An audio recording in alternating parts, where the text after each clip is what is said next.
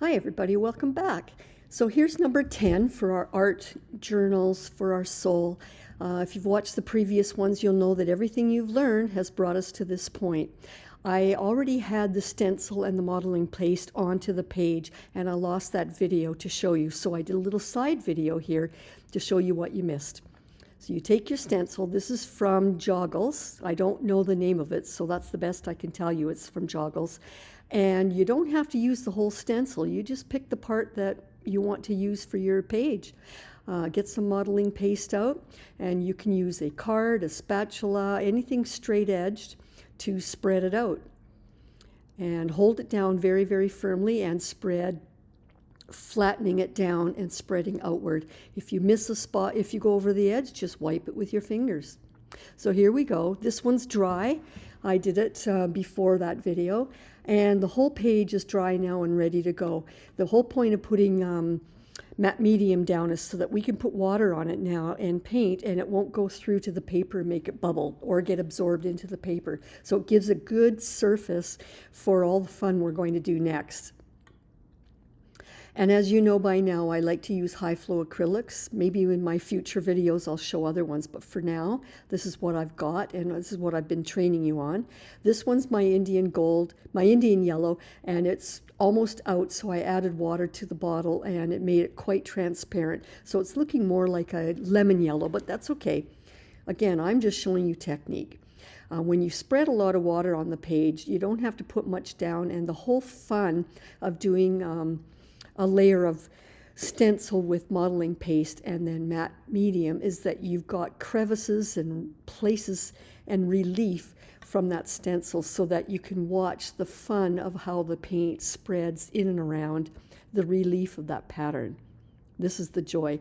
I had wet. I didn't want to do the wipe the brush, so I just used the new color and dabbed it on, but that shows you again another technique. I love watching how paint spreads, fluid paint spreads when you've spread water and when you've got modeling paste and all these crevices and grooves. It's really quite intuitive, and that's mostly how I do my abstracts. They're all intuitive. So I dabbed a little bit of the excess, but it is fun to see what happens when you apply water and ink or watercolor or acrylic like this and let it spread in and around the shapes of that stencil. I'm adding some blue, my favorite blue. And again, because I've got that matte medium all over the page, I can generously add water and watch. This is the fun. This is what I wanted to show you in this 10th lesson, is the fun that you can have. I don't leave it like that, but you could actually set this down and not dab it and let it dry for a whole day, and you would probably see the water disappear, but interesting marbling effects from where the water went. I'm going to make a lilac because it looks so good against this bright green. And what I had was this burgundy color. I'll show you in the description. And if you were to put it on straight like that, it's a little bit muddy. And I wanted it brighter, a brighter lilac. So what I did was I used some quinacridone red and lots of water. Then I added blue and more water to get the lilac color that I wanted that looks so good with this green, and it complements the blue as well. And again, on this lesson number 10, I want to show you a slightly different color story. I'm trying to let you experiment and branch out and grow now and learn to mix colors, and the sky's the limit from here on, people. And again, if you know, out of all these 10 lessons that I've shown you for the Soul Journal, not once have I had you draw anything. You do not need to be an artist. You can make these wonderful, fun pages in your Soul Journal that just give you joy and pleasure to look at, and you didn't have to be an artist. So because there's a lot of water there, I'm gently at first dabbing on that lilac. And I like to watch how it picks up in the crevices And don't worry, be brave. You don't have to be contriving at this point. There's nothing planned here. I'm just sort of moving things around. I've got the color in the bottom left and top right, so I did those few dabs on the right of the middle just to sort of draw the eye around for that color. Because when I do have a complementary color, which is the lilac, I like to put it in 3 areas and not the same in all 3 areas. So I just keep adding more. And again, you might think it's wasteful that I add a heavy dose of paint and then I wipe it away, but that's how I create my layers. If you don't add too much and then wipe away, you have no way of leaving in the crevices the different layers that stay there once you dab away. It's really hard to mimic that by painting it on the surface in one go. So, like it or not, it seems a bit wasteful, but this is the fun and the magic. And this is why I call this a soul journal, because all of these are happy little surprises. And again, I am lost in my zone. And if you watched my other ones, you noticed by now, I hope you've noticed, that I did not do mark making with crayons underneath. And that's because I knew I'd be covering this over quite a bit with the modeling paste and a stencil, and it would have been lost in that. So that's the reason why I didn't do mark making on my first layer. And these are choices you can make. And again, this looks really, really dark, but it won't stay that way. Again, if you don't go dark, you can't dab away and leave light. And there I'd go adding it into the 3rd location, but just in little dabs.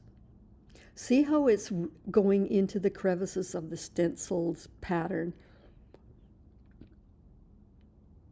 And now as I dab away, what I'm doing is I'm gently dabbing on the top relief of those patterns, of those ovals and circles and triangles. And it's easy to do that if you just press lightly, because they are sticking up not quite 1/8 of an inch, but they're about a 1/16 of an inch relief. So it's easy to dab the top and not disturb too much of what's in the crevices. Now, I don't mind this really dark and bold like this if it was an abstract on my wall, but you know by now that when I'm talking about my soul journal book, I like to soften things eventually. So this is 1 layer and it is dark, but we're going to get lighter at the end. And again, I'm tipping it and letting, because it's still wet, there's water on there, I'm allowing and encouraging the paint to flow a little bit. And of course, it's going to go in the crevices and not up on the relief of those circles. Isn't it fun? It's just so fun to experiment and play. And that's why I call this soul journal mindfulness, because at this point, you're just looking at what's happening and you're not thinking about your day or anything's upsetting on your mind. And I actually, when I made this, I did have something on my mind and it was good to be distracted. So I let it get good and dry. And I decided that since it was good and dry, and because we put matte medium as a base, I'm able to use rubbing alcohol on a tissue and wipe away the tops of those bubbly patterns. If I just used water, it wouldn't come off as easily because it was quite dry. But because the modeling paste dries quite plasticky looking, you're able to actually take a cloth, and there again, I'm rubbing with my hand flat so that it's mostly just rubbing the top edge of those patterns and not onto the surface of the paper. So what I'm trying to do is bring some of the white forward and put some of the color in the back.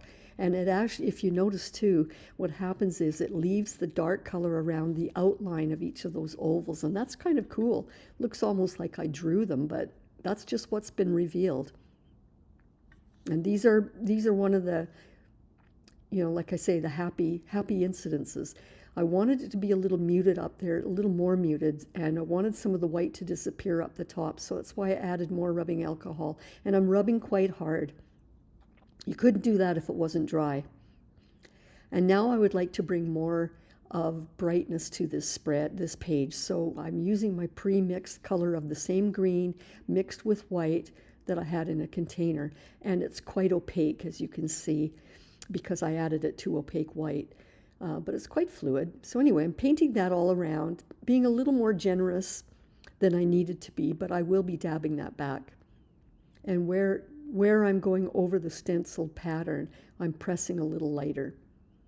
And you know by now I like to use tissue imprint appliques afterwards, so that's why I'm putting a solid base in this corner, because I know that when I add my white printed tissue papers with a pattern of white, it's really effective if I have a dark background underneath. And I thought I would just touch up a few of the circles with the green. And again, dab, dab, dab.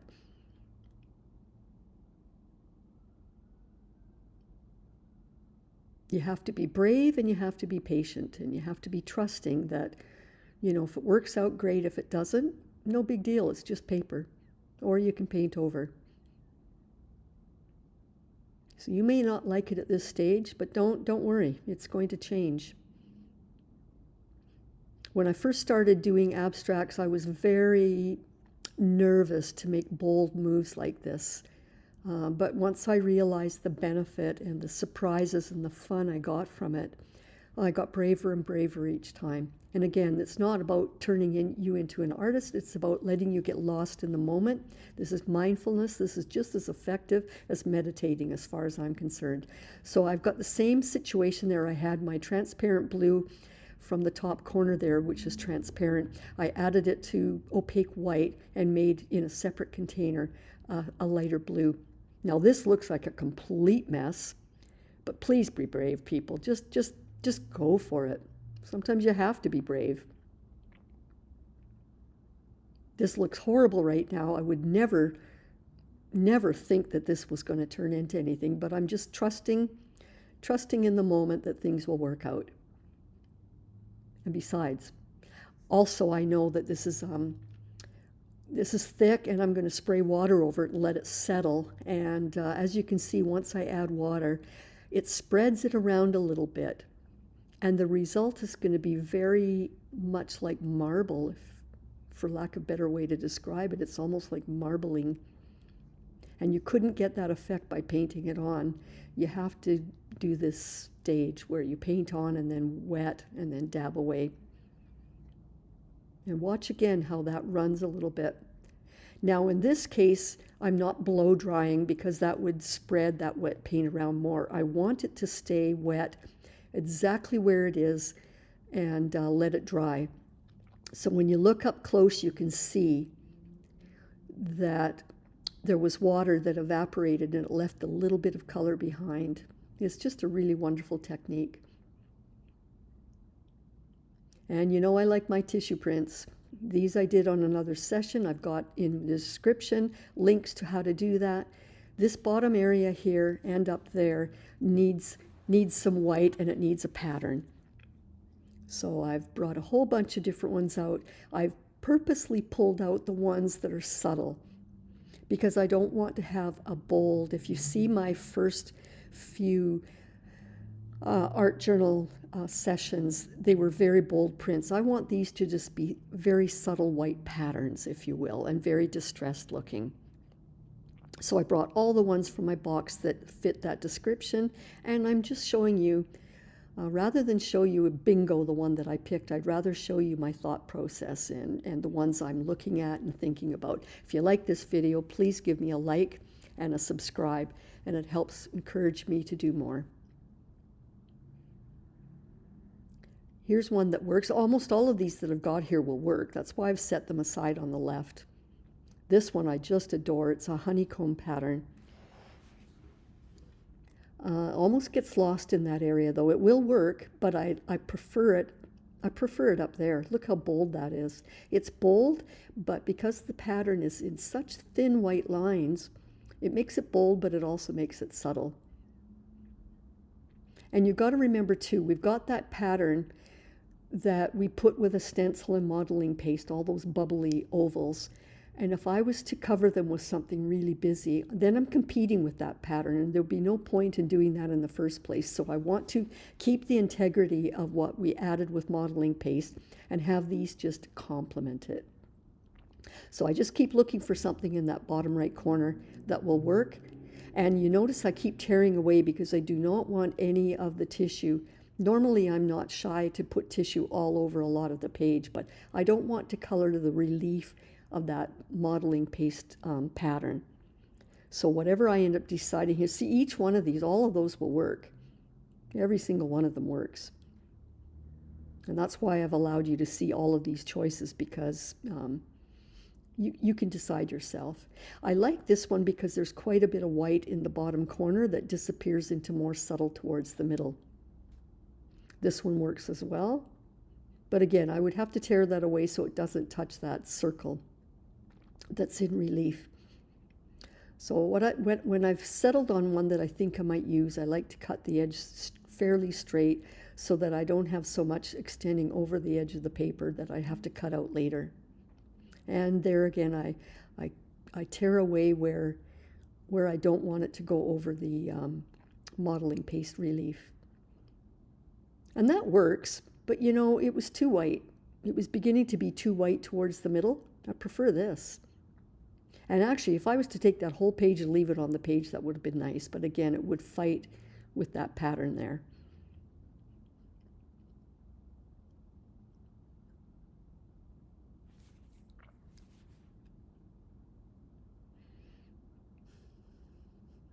That's wonderful. Love it. So it's subtle towards the middle, and it becomes more and more white towards the outer right corner. I'm giving it one last chance to see, and I think, no, this one does not detract from those bubbles that we put with modeling paste, and this looks wonderful in the top.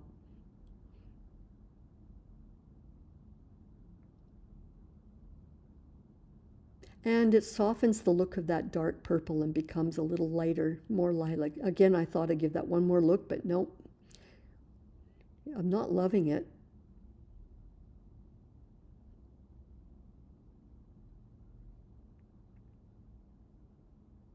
But you know what? I decided I was going to paste that down anyway. So let's see what happens. I did this on purpose to show you. Because you know, if you've watched my other videos, you know that once you add that matte medium over top the tissue, it can dissolve some of the tissue and become more transparent. And that's what I was hoping for with this one. I forgot to soak that brush, so it was a bit stiff. Please, please, please, in between layers, soak your brush. So I'm placing that down, but what do you think? Do you agree? Do you think it's too white? And to spread it out, I used a paint spreader, which is a bigger, flatter surface, but I'm looking and I'm like, no, I really, really don't like that big patch of white. It's really detracting from the pattern in the middle of the page. And even though I've added more modeling paste there, it did not diminish the amount of white paint that was on that tissue paper. Sometimes I rub like that to make sure it goes in really good. And at this point, I also knew that my brush was kind of ruined from not soaking it, so I just decided, since I have sticky fingers anyway, I may as well use my fingers. Look how wonderful that looks, that honeycomb. Just love that. And that tissue paper is just disappearing into the page. You don't even see the edge. That's just magic. Just love, love, love that. And now that I've done that and I look at this, I hate it. I didn't like it. Off it goes. You can do that while it's still wet. You can't do that once it's dried. So since I pulled that away, I took some of the modeling matte medium away, so I had to apply a little bit more. But we're going back with the one that I, in my heart, knew was the best one anyway. And you can see the difference right there. It's just way, way better than the first choice. I hope you agree. And because there's some wonderful triangles in the relief of that modeling paste stencil, once I put this down, I want to scrape away some of that tissue print so that I expose those triangles. I will get to that. I'm getting very sticky fingers at this point. Too sticky to pick up that paintbrush, so I just keep using my fingers. A little harder to clean your hands later on, believe me, so you got to get at it quite quickly. But since I already had sticky fingers, I just decided to keep doing it. I'm adding a bit of tissue that's got a grid pattern of dots. So it helps bring the eye up to that corner with the white. So there, while it was still very wet with matte medium, I'm able to use my fingernail to scrape some of the tissue away and some of the white, so that I can keep those triangles and circles that have modeling paste, I can keep them free and clear. I want them to pop, because that's the whole point of using them. So there was a triangle there, I needed to get rid of some of the tissue.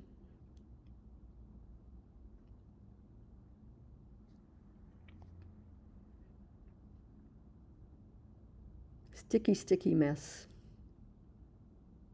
And because I'm so concentrating on what I'm doing there, I'm not thinking about anything. There was a lot of matte medium there, so it took a long time to dry, which I sped up for your benefit.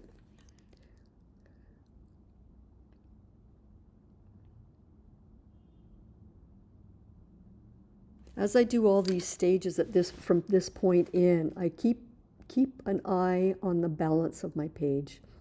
Not that it's the end of the world. This is not a piece of art for a wall. It's just an art journal page, but I'm trying to discuss these options with you so you can learn. Because to tell you the truth, all the ones that we've done so far, I would happily cut those out and mount them on a canvas and show them on my wall. But they're in my art journal for now, soul journal for now. So I add a little bit more of that gridded dots to give a little more weight of pattern on the top. And I let it dry really good. And now I mixed in a bowl my white paint with matte medium, which is clear. Now it looks like it's all very white, but because the matte medium dries clear, this becomes semi-transparent. It looks fairly white when I'm painting it on, but it is semi-transparent. If I was to do this process right now with just the white paint, it would be a little, I think, too bold. And I like right now on this page how the colors are kind of blending into each other. So I did not want bold white circles and stripes, circles and triangles. And in some cases, I've sped this up for you as well. In some cases, I'm not covering the entire pattern. I'm covering part of it because I want it to disappear. So believe it or not, on that circle there was more paint at the top of it. Plus, I'm going to wipe some back. So what I'm doing is trying to draw the eye around the page from the bottom left to the top right. And this pathway of pattern helps do that. Once it was dry, I used some more of that with a bigger brush, and I'm fanning, even though it looks quick, I'm fanning very lightly this transparent white over the corners, all four corners of this piece, and in some of the other areas. And what happens is I will take care of that. It won't stay like this. The whole point is to soften the look of this. It was wonderful as it was as an abstract, but because it's my journal, soul journal book, and I want things to be a little more subdued and gentle, that's why I'm doing this step. You'd think, well, why am I doing all those strong colors if I'm covering it up? But again, I'm only covering it up with semi-transparent, and I will also wet and dab away so that some of that color gets revealed again. This is, again, just a two-part step. So while it's still wet, you have to do this. Otherwise, you're stuck with it as it was. So I sprayed a generous amount of water. I'm dabbing away, but only pressing lightly. I purposely want to leave a lot of that water there. And now you can see as it's dried in that left middle that it almost looks marbly. You can see all over that it looks like it's rained on a windshield or something, and that some of the color behind is revealed. So I hope you like it. Thanks for joining me. Have a good day.